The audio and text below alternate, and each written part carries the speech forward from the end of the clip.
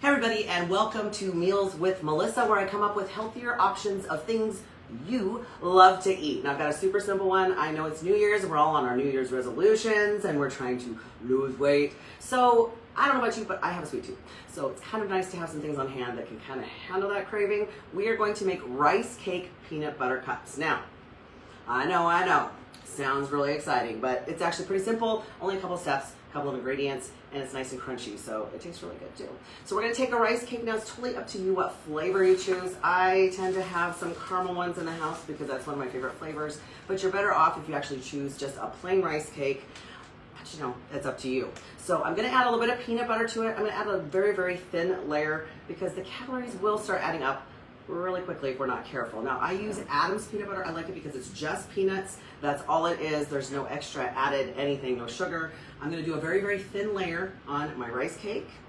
Now, of course, you could make this into something slightly different. If you're totally into peanut butter and jelly, you could add a little bit of sugar-free jam to it if that's up your alley. But you know, I don't know about you, I like some chocolate. So, really super thin layer of peanut butter, okay?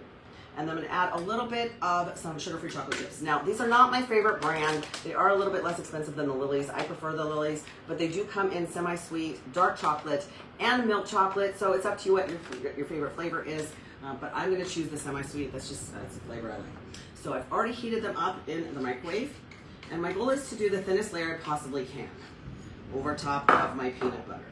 Now, if you prefer a little more crunch to it, you could actually use some crunchy peanut butter. I like the creamy of the Adams brand, but it really just depends. You could also use some cashew butter, some almond butter, and you could even put some chopped nuts on there if you would like to. So I'm gonna do a very, very thin layer, okay?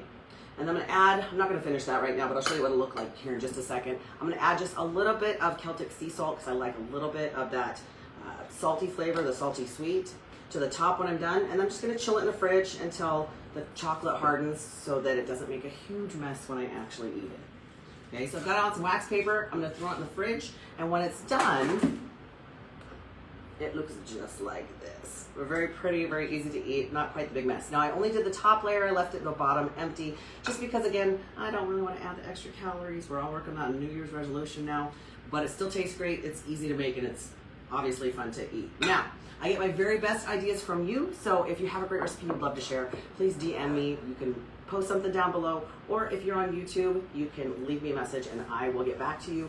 But make sure if you aren't on YouTube that you go to my Fillmore Fitness channel, that you subscribe, hit the notification bell so that you know when all the new recipes come out. So, Happy New Year, everybody. That's a take. Super easy recipes coming right your way. Have a good one now.